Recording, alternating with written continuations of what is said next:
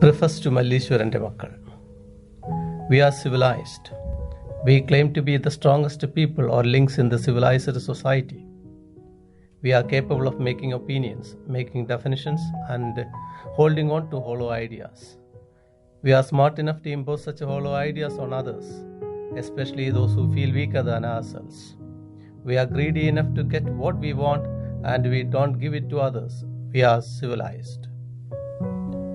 But unlike all of us, there are a group of people who have been labeled as barbaric or uncivilized society, alienated from us living in the cliffs of Attapadi. They are tribes. We call them uncivilized. We are the people who destroy the nature and at the same time cry out to protect the nature. We have to learn some strange things from the lives of these primitive people. They worship forests, mountains, rivers, and all kinds of living things and use natural resources with care and kindness. They lived in the rhythm of nature, saluted and respected the earth. They worked hard and reaped gold from the soil, the gold which was pure as nature. Our eyes amplified with the sight of the natural resources they had grown. We decided to make them civilized as ourselves. Little by little, we began to migrate to their land. There were a lot of thieves, robbers, and murderers among them. We destroyed their beautiful areas for our own benefits. They could not stand to see all this. When the officials responsible for assisting them came out for looking money, everything became complete. Then they were the days of development trickeries. In the meantime, no one saw the pangs of the man who could not cultivate in their decaying land. But instead, we taught them how to brew alcohol commercially, cultivate cannabis, transport it to where it needs to be, and made profit.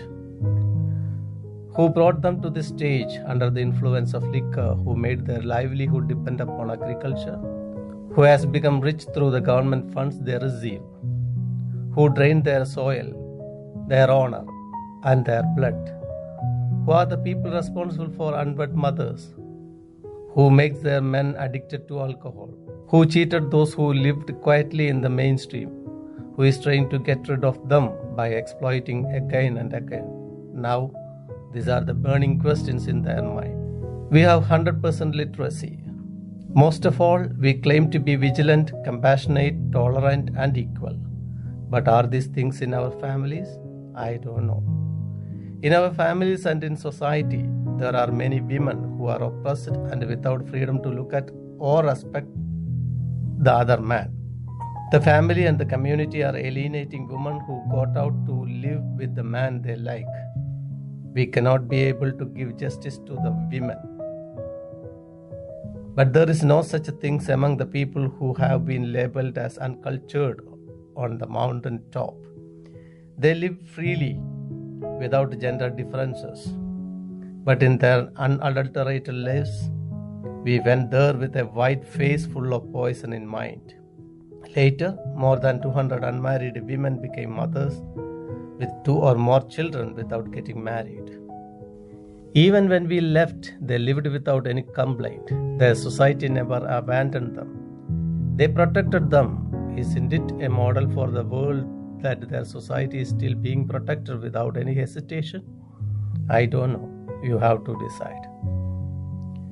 We are not hesitated to call police when the fence of the neighbors move a little and recover the lost 1 inch of land at any cost.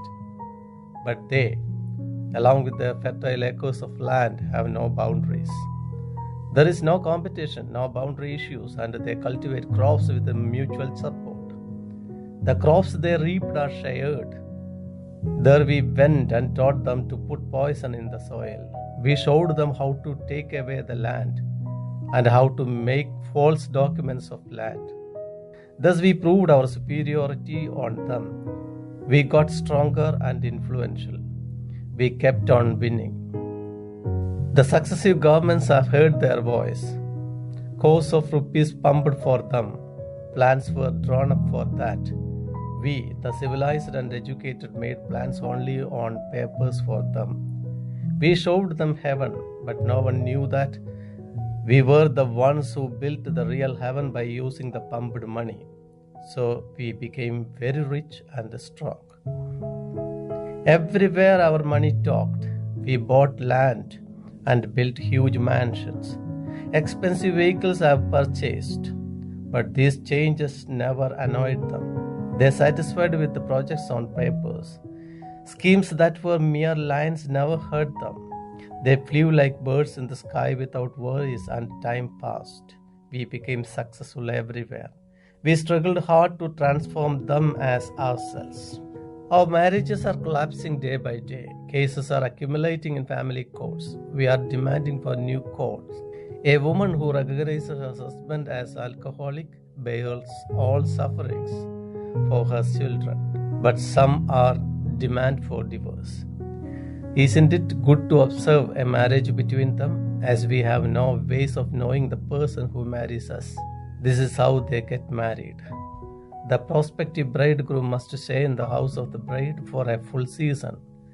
She must be convinced that he is capable of feeding her and her family.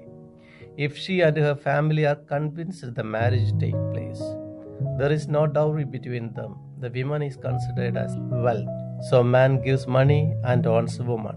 The money that is given is known as Pariyapanam.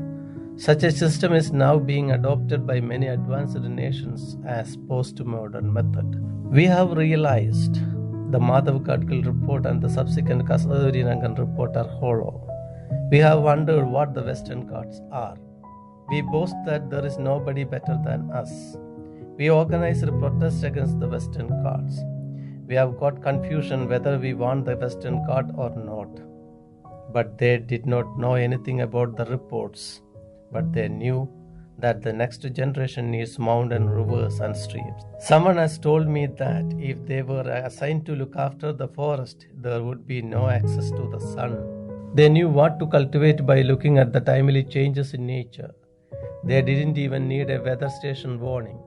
But today, when everything is gone and even the drinking water is rampant, we have no answer whether the Western Ghats should be protected or not. The latest proof that they couldn't be like us is that, knowing that they are constantly being exploited by us and that there is no one to solve their persistent problems, they were continuously denied justice. They know that their genealogy is being broken, that they endure all provocation without making any complaint to anyone. Isn't it to be described as nothing more than a word, uncivilized?